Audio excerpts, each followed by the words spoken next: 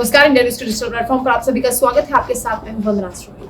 Delhi police ने एक बड़ी कामयाबी हासिल की है। दरअसल दिल्ली पुलिस ने सुपर चोर बंटी उर्फ देवेंद्र को गिरफ्तार कर लिया है और 500 किलोमीटर तक कानपुर तक उसका पीछा दिल्ली पुलिस ने किया, क्योंकि लगातार वो पुलिस को चकमा देकर भाग रहा था और आखिरकार उसे पकड़ा गया।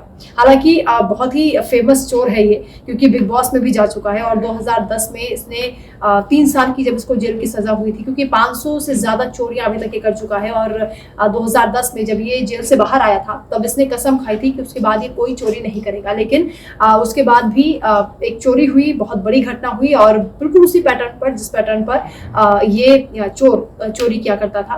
तो उसके बाद शक हुआ और जब सीसीटीवी फुटेज चेक किया गया तो उसमें बंटी दिखाई दिया, यानी इसने चोरी करना नहीं छोड़ा। और उसके बाद बहुत सारी ऐसी वारदात हुई, लगातार पुलिस इसकी तलाश कर रही थी। दरअसल ग्रेटर कैलाश में अभी हाल ही में 2 बड़ी चोरियां हुई, जिसके बाद ये पैटर्न देखा गया तो लग रहा था कि बंटी इसमें शामिल हो सकता है। और उसके बाद बंटी को गिरफ्तार करने के लिए दिल्ली पुलिस ने टीमें बना दी और लगातार उसके पीछे दबिश दी जा रही थी।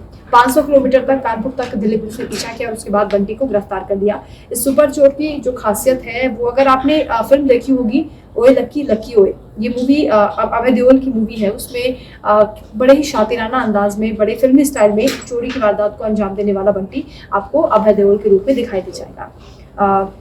हालांकि इसका जो चोरी करने का पैटर्न है वो इसलिए दूसरों से अलग है, क्योंकि ये सभी चोरियां रात के 2 बजे से सुबह 6 बजे के बीच करता है और केवल पेचकस और चाबी का ही इस्तेमाल इसने अभी तक चोरियों में किया है। यानी ये अगर कोई किसी लग्जरी गाड़ी को चुरा रहा है तो उस कार का ये शीशा नहीं तोड़ता है, उसमें कोई तोड़फोड़ नहीं करता, बल्कि मकान में जाकर दाखिल होता है बड़े अलग तरीके से और मकान मालिक से ही वो चाबी लेता है और उसके बाद वो गाड़ी लेकर फरार हो जाता है। और जहाँ पर उसने गाड़ी चुराई होती है वहाँ वो खुद भी लग्जरी गाड़ी से ही पहुंचता है और पुरानी गाड़ी वहाँ खड़ी करके नई गाड़ी लेकर फरार हो जाता है। तो इसका जो चोरी करने का पैटर्न है वो बिल्कुल अलग है। और सबसे खास बात ये है कि ये बहुत ज्यादा महंगी चीजें, यानी जो कीमती चीजें होती हैं, चाहे वो ज्वेलरी हो गई या फिर कटलरी होगी, विदेशी घड़ियां हो गई, विदेशी कोई भी सामान जो बहुत महंगा है, उस पर ही अपना हाथ साफ करता है और छोटे मोटे घटनाओं को अंजाम नहीं देता। यानी जब बड़ी चोरी की घटनाएं हुई तो उसके बाद बंटी पर शक हुआ। हालांकि इसने कसम खाई थी, लेकिन उस कसम को इसने तोड़ दिया है।